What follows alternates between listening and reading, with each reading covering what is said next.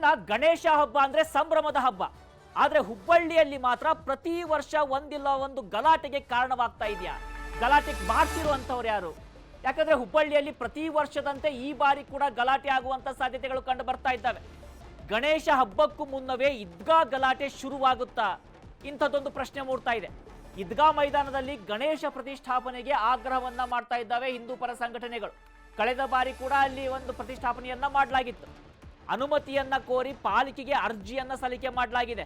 ಗಣೇಶ ಮಹಾಮಂಡಳದಿಂದ ಅರ್ಜಿಯನ್ನ ಸಲ್ಲಿಕೆ ಮಾಡಲಾಗಿರುವಂಥದ್ದು 3 ದಿನದ ಬದಲಿಗೆ 11 ದಿನ ಬೇಕು ಅಂತ ಮನವಿಯನ್ನ ಮಾಡಿಕೊಂಡಿದ್ದಾರೆ ಈ ಬಾರಿ.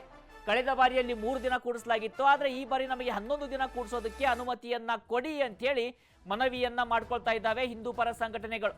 ಇನ್ನು ಹಿಂದೂ ಪರ ಸಂಘಟನೆಗಳ ಧ್ವನಿಗೆ ಶ್ರೀರಾಮ್ ಸೇನೆ ಕೂಡ ಬೆಂಬಲವನ್ನ ಕೊಟ್ಟಿದೆ. ಗಣೇಶೋತ್ಸವಕ್ಕೆ ಇನ್ನೂ ಕಾಲಾವಕಾಶವಿದೆ. ಬಂದ ಅರ್ಜಿಗಳನ್ನ ಪರಿಶೀಲಿಸಿ ಮುಂದಿನ ಕ್ರಮವನ್ನ ತೆಗೆದುಕೊಳ್ಬೇಕು. ನ್ಯೂಸ್ 18ಗೆ ಪಾಲಿಕೆ ಆಯುಕ್ತ ಈಶ್ವರ್ ಉಳ್ಳಾಗಡ್ಡಿ ಈ ಮಾಹಿತಿಯನ್ನ ಕೊಟ್ಟಿದ್ದಾರೆ. ನಾವಿನ್ನು ತೆಗೆದುಕೊಳ್ಳೋದಿದೆ, ಸಮಯಾವಕಾಶ ಇದೆ ಅಂತ ಹೇಳಿ ಈಗ ಪಾಲಿಕೆ ಆಯುಕ್ತ ಹೇಳಿರುವಂತದ್ದು. ಇನ್ನು ಲೈನ್ ನಲ್ಲೇ ಇದ್ದಾರೆ ನಮ್ಮ ಪ್ರತಿನಿಧಿ ಶಿವರಾಮ ಸುಂಡಿ. ಇನ್ನು ಈ ವಿಚಾರಕ್ಕೆ ಸಂಬಂಧಪಟ್ಟ ಹಾಗೆ ನಾವು ನೋಡ್ತಾ ಇದ್ದೀವಿ. ಪ್ರತಿ ವರ್ಷದಂತೆ ಹುಬ್ಬಳ್ಳಿಯ ಚೆನ್ನಮ್ಮ ಮೈದಾನದಲ್ಲಿ ಈ ಬಾರಿನೂ ಕೂಡ ಗಣೇಶೋತ್ಸವ ಮಾಡುವಂತದ್ದನ್ನ ನಿರ್ಧಾರ ಮಾಡಿದ್ದೀವಿ. 3 ದಿನದ ಈ ಉತ್ಸವವನ್ನ 11 ದಿನ ನಮಗೆ ಅವಕಾಶ ಮಾಡಿಕೊಡ್ಬೇಕು. ಸಾಂಸ್ಕೃತಿಕ ಕಾರ್ಯಕ್ರಮಗಳನ್ನ ನಾವು ಸಮಾಜದ ಹಿತದೃಷ್ಟಿಯಿಂದ ಬೇರೆ ಬೇರೆ ಕಾರ್ಯಕ್ರಮಗಳನ್ನು ಮಾಡುವಂತಹದ್ದು ಯೋಜನೆಯನ್ನು ಮಾಡ್ತಾ ಇದ್ದೀವಿ. ಹಾಗಾಗಿ ನಾನು ಕಾರ್ಪೊರೇಷನ್ ಕಮಿಷನರಿಗೆ ವಿನಂತಿ ಮಾಡ್ತಾ ಇದ್ದೀನಿ, 11 ದಿನ ನಮಗೆ ಅವಕಾಶ ಮಾಡಿಕೊಡಬೇಕು ಅಂತನ್ನುವಂಥದ್ದು ನಾನು ಹೇಳ್ತಾ ಇದ್ದೀನಿ. ಇದರ ಜೊತೆಗೆ ನನ್ನ ಗಮನಕ್ಕೆ ಬಂದಿದ್ದು ಅಂಜುಮನ್ ಇಸ್ಲಾಂನವರು ಅಥವಾ ಕೆಲವೊಂದು ಜನ ಮುಸ್ಲಿಮರು ಅಪಸ್ವರ ಎತ್ತುತ್ತಾ ಇದ್ದಾರೆ ಅಂತನ್ನುವಂಥದ್ದು. ನಾನು ಹೇಳೋದು ಹುಷಾರಾಗಿರ್ಬೇಕು. ನಾವು 2 ಬಾರಿ ಈಗಾಗಲೇ ಮಾಡಿದ್ದೀವಿ. 2 ಬಾರಿ ಅತ್ಯಂತ ಶಾಂತ ರೀತಿಯಿಂದ ಯಾವುದೇ ಗದ್ದಲ ಗೊಂದಲ ಇಲ್ಲದೆ ಕಾರ್ಯಕ್ರಮವನ್ನು ಯಶಸ್ವಿಯಾಗಿ ಮಾಡಿದ್ದೀವಿ. ಸೊ ನಮ್ಮ ಹಿಂದೂ ಸಮಾಜದಲ್ಲಿ ಯಾವುದೇ ಗದ್ದಲ ಗೊಂದಲ ಇಲ್ಲದೆ ಸೌಹಾರ್ದಯುತದಿಂದ ಇಲ್ಲಿವರೆಗೆ ನಡ್ಕೊಂಡು ಬಂದಿದ್ವಿ. ಇದಕ್ಕೆ ವಿರೋಧ ಮಾಡಿದ್ರೆ ನಿಮ್ಮ ನಮಾಜ್ ಅಲ್ಲಿ ಮಾಡಕ್ಕೆ ಅವಕಾಶ ಕೊಡೋದಿಲ್ಲ ಅಂತನ್ನುವಂಥ ಎಚ್ಚರಿಕೆಯನ್ನು ಕೊಡ್ತಾ ಇದ್ದೀವಿ. ಪ್ರತಿ ವರ್ಷದಂತೆ ಈದ್ಗಾ ಮೈದಾನದಲ್ಲಿ ಏನಂತ ಹೇಳಿದ್ರೆ ಗಣೇಶ ಮೂರ್ತಿ ಪ್ರತಿಷ್ಠಾಪನೆ ಮಾಡಲಿಕ್ಕೆ ಈಗಾಗಲೇ 2 ಅಪ್ಲಿಕೇಶನ್ಸ್ಗಳು ರಿಸೀವ್ ಆಗಿದ್ದಾವೆ.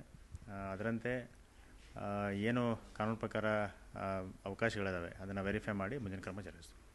ಪ್ರತಿ ವರ್ಷದಂತೆ ಈದ್ಗಾ ಮೈದಾನದಲ್ಲಿ ಏನಂತ ಹೇಳಿದ್ರೆ ಗಣೇಶ ಮೂರ್ತಿ ಪ್ರತಿಷ್ಠಾಪನೆ ಮಾಡಲಿಕ್ಕೆ ಈಗಾಗಲೇ 2 ಅಪ್ಲಿಕೇಶನ್ಸ್ಗಳು ರಿಸೀವ್ ಆಗಿದ್ದಾವೆ. ಅದರಂತೆ ಏನು ಕಾನೂನು ಪ್ರಕಾರ ಅವಕಾಶಗಳಿದ್ದಾವೆ ಅದನ್ನು ವೆರಿಫೈ ಮಾಡಿ ಮುಂದಿನ ಕ್ರಮ. ಇನ್ನು ಈ ವಿಚಾರಕ್ಕೆ ಸಂಬಂಧಪಟ್ಟ ಹಾಗೆ ನಮ್ಮ ಪ್ರತಿನಿಧಿ ಶಿವರಾಮ ಸುಂಡಿ ಲೈನ್ ನಲ್ಲೇ ಇದ್ದಾರೆ, ಅವರಿಂದ ಮಾಹಿತಿಯನ್ನು ಪಡೆದುಕೊಳ್ಳೋಣ. ಶಿವರಾಮ ಸುಂಡಿ, ಕಳೆದ 2 ಬಾರಿ ಕೂಡ ಈಗ ಆಲ್ರೆಡಿ ಅಲ್ಲಿ ಗಣೇಶನನ್ನ ಕೂಡಿಸಲಾಗಿದೆ, 3 ದಿನಗಳ ಕಾಲ ಕೂಡಿಸಲಾಗ್ತಾ ಇತ್ತು. ಆದ್ರೆ ಈ ಬಾರಿ ಏನು ವಿವಾದ ಅಂತ ಅಂದ್ರೆ ಈಗ ಏನಾದ್ರೂ ಆಕ್ಷೇಪಣೆ ಸಲ್ಲಿಕೆ ಆಗ್ತಾ ಇದೆಯಾ ಅಥವಾ ಇವರು ಹೆಚ್ಚಿನ ದಿನ ಕೂಡಿಸೋದಕ್ಕೆ ಅವಕಾಶವನ್ನ ಕೋರ್ತಾ ಇರೋದ್ರಿಂದ ವಿವಾದ ಆಗುವಂತ ಸಾಧ್ಯತೆಗಳು ಕಂಡು ಬರ್ತಾ ಇದ್ದಾವೆ? ರಾಘವೇಂದ್ರ ಗುಡಿ ಖಂಡಿತವಾಗಿಯೂ ಈ ಬಾರಿಯೂ ಸಹ ವಿವಾದದ ಸ್ವರೂಪ ಪಡೆದುಕೊಳ್ಳುವಂಥ ಎಲ್ಲ ಲಕ್ಷಣಗಳು ಕಾಣ್ತಾ ಇದ್ದಾವೆ. ಮುಖ್ಯವಾಗಿ ಏನಂದರೆ ಅಲ್ಲಿ 3 ದಿನಕ್ಕೆ ಮಾತ್ರ ಅವಕಾಶ ಕೊಡಲಾಗಿತ್ತು. ಅಲ್ಲದೆ ಏನು ಸಾಂಸ್ಕೃತಿಕ ಕಾರ್ಯಕ್ರಮಗಳಿಗೆ ಇಲ್ಲಿವರೆಗೂ ಸಹ ಅವಕಾಶ ಕೊಟ್ಟಿಲ್ಲ. ಹಾಗಾಗಿ ಈ ಬಾರಿ ಏನಂದರೆ 11 ದಿನಗಳ ಕಾಲ ಅವಕಾಶ ಕೊಡಬೇಕು, ಜೊತೆಗೆ ಸಾಂಸ್ಕೃತಿಕ ಕಾರ್ಯಕ್ರಮಗಳಿಗೆ ಆ ಒಂದು ವೇದಿಕೆಯಲ್ಲಿ ಅವಕಾಶ ಮಾಡಿಕೊಡ್ಬೇಕನ್ನೋ ಒಂದು ಆಗ್ರಹ ಹಿಂದೂ ಪರ ಸಂಘಟನೆಗಳ ಮುಖಂಡರದಾಗಿದೆ. ಅಲ್ಲದೆ ಈಗ 1 ತಿಂಗಳು ಮುಂಚಿತವಾಗಿಯೇ ಈಗಾಗಲೇ 2 ಅರ್ಜಿಗಳು ಬಂದಿದ್ದಾವೆ. ಮತ್ತು ನಂತರದಲ್ಲಿ ಇನ್ನೂ ಮತ್ತಷ್ಟು ಜನ ಅರ್ಜಿಗಳು ಕೊಟ್ಟು ನಮಗೆ ಗಣೇಶೋತ್ಸವಕ್ಕೆ ಅವಕಾಶ ಮಾಡಿಕೊಡಿ ಅಂತ ಕೇಳುವಂಥ ಸಾಧ್ಯತೆಗಳಿದ್ದಾವೆ. ಹೀಗಾಗಿ ಇಲ್ಲೇನಂದರೆ ಈಗಾಗಲೇ ಇದಕ್ಕೆ ಸಂಬಂಧಪಟ್ಟಂಗೆ ಕೆಲವೊಂದು ಮುಸ್ಲಿಂ ಸಂಘಟನೆಗಳು ಸಹ ಪರೋಕ್ಷವಾಗಿ ವಿರೋಧ ವ್ಯಕ್ತಪಡಿಸಿದ್ದಾವೆ. ಈ ರೀತಿ ಈ ಹಿಂದಿನ ಪ್ರಕಾರ 3 ದಿನಕ್ಕೆ ಅವಕಾಶ ಮಾಡಿಕೊಡಿ, ಆದರೆ ಅದನ್ನು ಬಿಟ್ಟು ಈ ರೀತಿ ಬೇರೆ ಬೇರೆ ಇದಕ್ಕೆ ಅವಕಾಶ ಮಾಡಿಕೊಡ್ಬೋದರ ಮಾಡಬೇಡಿ ಅನ್ನೋ ಒಂದು ವಿರೋಧ ವ್ಯಕ್ತಪಡಿಸ್ತಾ ಇದ್ದಾವೆ. ಹಾಗಾಗಿ ಹಿಂದೂ ಪರ ಸಂಘಟನೆಗಳು ಆಕ್ರೋಶ ವ್ಯಕ್ತಪಡಿಸಿದ್ದಾವೆ. ನಮ್ಮ ಗಣೇಶ ಹಬ್ಬ ನಾವು 11 ದಿನ ಮಾಡ್ಕೊಂಡ್ರೇನು, ಎಷ್ಟು ದಿನ ಮಾಡ್ಕೊಂಡ್ರೇನು, ನಿಮ್ಮದೇ ತಕರಾರು ಅನ್ನೋ ಒಂದು ಪ್ರಶ್ನೆ ಹಿಂದೂ ಪರ ಸಂಘಟನೆಗಳ ಮುಖಂಡರದಾಗಿದೆ. ಹಾಗಾಗಿ ಇಲ್ಲಿ ಪಾಲಿಕೆಗೆ ಈಗಾಗಲೇ ಅರ್ಜಿ ಬಂದಿರೋ ಹಿನ್ನೆಲೆಯಲ್ಲಿ ಅವ್ರು ಏನಂದರೆ ಇನ್ನೂ ಮುಂದೆ ಬರುವಂಥ ಅರ್ಜಿಗಳನ್ನು ಎಲ್ಲವನ್ನೂ ಸಹ ಪರಿಗಣಿಸಿ ಕಾನೂನು ಪ್ರಕಾರ ಕ್ರಮ ಕೈಗೊಳ್ತೀನಿ ಅಂತೇಳಿ ಪಾಲಿಕೆ ಆಯುಕ್ತರು ಹೇಳಿದ್ದಾರೆ. ಒಟ್ಟಾರೆ 1 ತಿಂಗಳ ಮುಂಚಿತವಾಗಿಯೇ ಹುಬ್ಬಳ್ಳಿಯಲ್ಲಿ ಗಣೇಶ ಗದ್ದಲ ಆರಂಭಗೊಂಡಿದೆ ಅಂತ ಹೇಳ್ಬೋದು ರಾಘವೇಂದ್ರ ಗುಡಿ.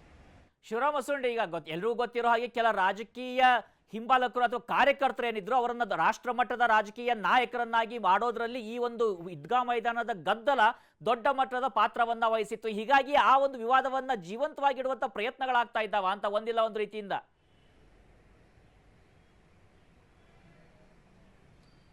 ಖಂಡಿತ ರಾಘವೇಂದ್ರ ಗುಡಿ, ಯಾಕಂದರೆ ಈ ಹಿಂದೆ ಏನು ಇಡೀ ಒಂದು ಈದ್ಗಾ ಮೈದಾನದ ಇತಿಹಾಸ ನೋಡಿದಾಗ ಖಂಡಿತ ಅದು ಅನಿಸುತ್ತೆ, ಮೇಲ್ನೋಟಕ್ಕೆ ಅನಿಸುತ್ತೆ. ಯಾಕಂದರೆ ಏನು ನಮ್ಮ ರಾಷ್ಟ್ರಧ್ವಜದ ಸಂಬಂಧಪಟ್ಟಂಗೆ ದೊಡ್ಡ ಮಟ್ಟದಲ್ಲಿ ಹೋರಾಟ ಆಗಿತ್ತು. ಉಮಾಭಾರತಿ ಅಂತವ್ರು ಸಹ ಅರೆಸ್ಟ್ ಆಗಿ ಜೈಲಿಗೆ ಹೋಗಿ ಬಂದಿದ್ದರು ಮತ್ತು ಅವರ ಅಧಿಕಾರನೂ ಕಳ್ಕೊಂಡಿದ್ರು. ಅದ್ರ ಜೊತೆ ಅದಾದ ನಂತರ ಏನಂದರೆ ಗಣೇಶೋತ್ಸವ ಸಲುವಾಗಿ ಗಲಾಟೆ ನಡೀತು.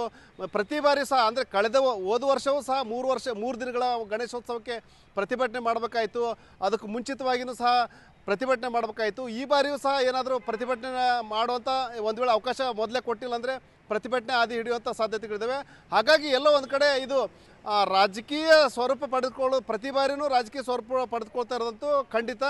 ಮತ್ತು ಅದು ಪೂರಕವಾಗಿಯೇ ಸಾಕಷ್ಟು ಬೇರೆ ಬೇರೆ ನಾಯಕರು ಸಹ ಇದೇ ಒಂದು ಈದ್ಗಾ ಹೋರಾಟದ ಮೂಲಕನೇ ಬೆಳಕಿ ಬಂದವರು ಇದ್ದಾರೆ, ರಾಷ್ಟ್ರ ಮಟ್ಟದಲ್ಲಿ ಗುರುತಿಸ್ಕೊಂಡಿದ್ದಾರೆ. ಹಾಗಾಗಿ ಆ ಒಂದು ಜೀವಂತ ಇಡುವಂಥ ಪ್ರಯತ್ನಗಳಂತೂ ಖಂಡಿತ ನಡೀತಾ ಇದ್ದಾವೆ ರಾಘವೇಂದ್ರ ಗುಡಿ.